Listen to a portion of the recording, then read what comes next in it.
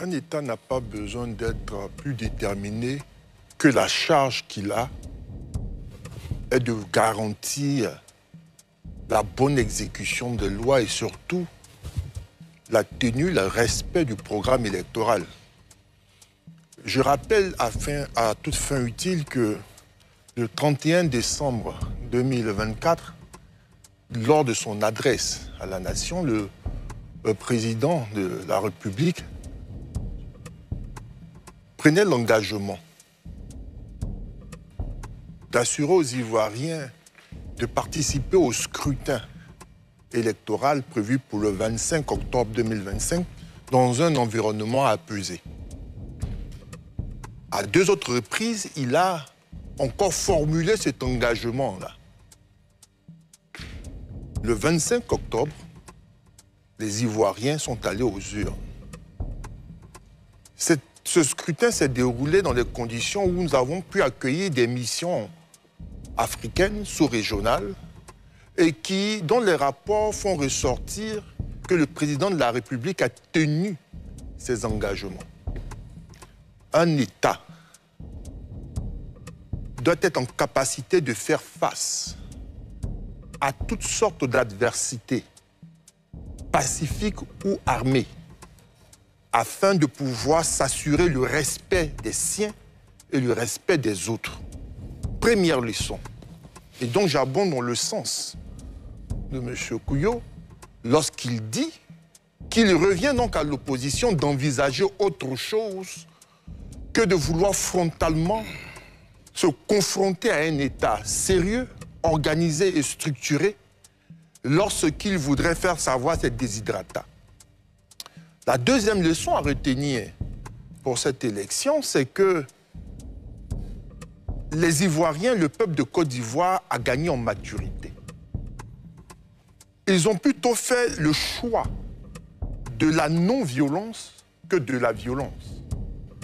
Parce que les appels à la violence se sont démultipliés au travers de diverses personnes, étant donné que ceux qui portaient ce combat, du point de vue du leadership, ont disparu au point que celui-ci est éclaté, diffus. Nous avons vu apparaître de nouveaux leaders portant des discours insurrectionnels, appelant à brûler, à détruire, à s'attaquer aux forces de l'ordre, mais que les Ivoiriens, dans leur grande majorité, à défaut d'aller voter, ont préféré rester chez eux. Ils ont compris le message. Ils ont compris que la Côte d'Ivoire est leur bien commun. Il y a des acquis qui leur permettront de pouvoir envisager un avenir radieux à titre individuel et collectif. Ils n'ont pas répondu à cet appel, en tout cas pour la large majorité. Et ça, c'est important de le souligner, que tout le monde doit comprendre que nous avons fait un choix, celui de pouvoir régler nos différends dans les urnes par voie démocratique, car c'est aussi un droit pour l'Ivoirien qui est électeur de ne pas aller voter. Il préfère ainsi agir ou se prononcer dans ce sens-là, plutôt que de descendre dans la rue, aller faire la bagarre. Et ça, c'est important, il faut féliciter les Ivoiriens. Et le troisième point, pour le moment que je peux citer, c'est le professionnalisme de nos forces de défense et de sécurité. Parce que si nombre de personnes envisageaient des centaines de morts dans leur projet macabre, les actions menées par les forces de défense et de sécurité en vue de contenir ce qui commençait à se transformer en une véritable guérilla urbaine nous ont permis de pouvoir éviter la catastrophe. Il va falloir féliciter et saluer cela parce que c'est le fruit d'investissements, de travail, de formation de plus d'une dizaine d'années, nous permettant de doter la Côte d'Ivoire de forces de défense et de sécurité professionnelles, utilisant des méthodes démocratiques en vue de pouvoir assurer aux Ivoiriens la paix et la tranquillité. Diong Bato?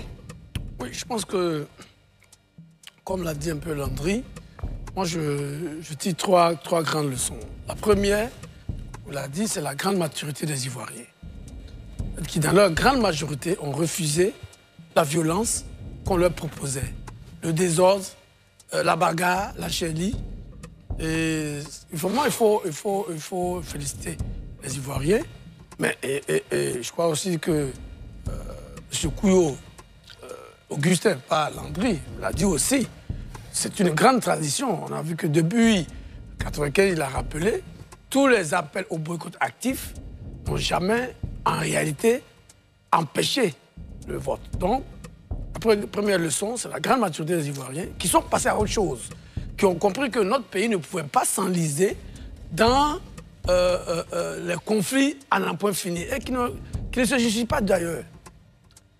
L'autre leçon, c'est à contrario des Ivoiriens, c'est l'incompétence, ce qu'on appelle aujourd'hui l'opposition radicale, qui est restée dans le vieux schéma, le vieux cliché, qui croyait que la confrontation était une solution et qui a refusé le jeu démocratique, le débat démocratique. Donc, qui s'est cassé les dents tout de suite et qui a échoué lamentablement. Donc, l'échec de cette opposition radicale qui, au lieu de s'inscrire dans le débat démocratique, des gens qu'on a présentés ici comme étant des démocrates, mais qui en réalité apparaissent aujourd'hui vraiment comme des anarchistes qui n'ont de mots que pour le désordre. Et l'autre leçon, en plus des professionnels des forces de l'ordre, c'est le professionnel de la commission électorale indépendante. Il ne faut pas oublier que cette commission a été vilipendée pendant des mois et des mois.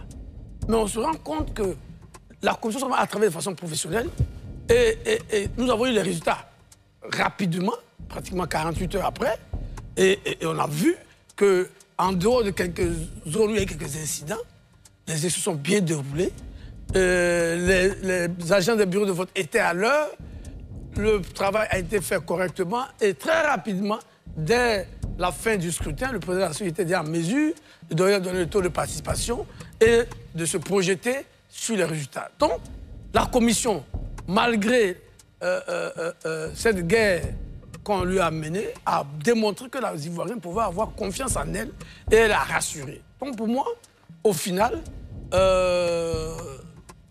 l'opposition s'est fouvoyée, l'opposition radicale, parce qu'il y a d'autres opposants qui ont participé au scrutin, qui ont été dans le jeu, et il faut les féliciter.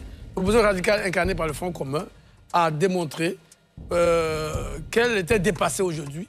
Donc c'est une opposition qui n'a pas vu le temps passer.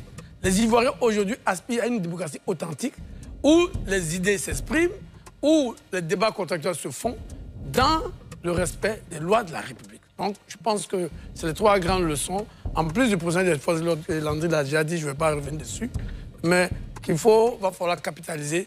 Je pense qu'avec ce scrutin, on est sorti définitivement de la violence.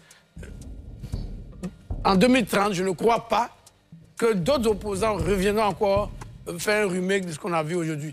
On a vu 2010, 2020, 2025, je crois que c'est la fin du cycle infernal des bagarreurs.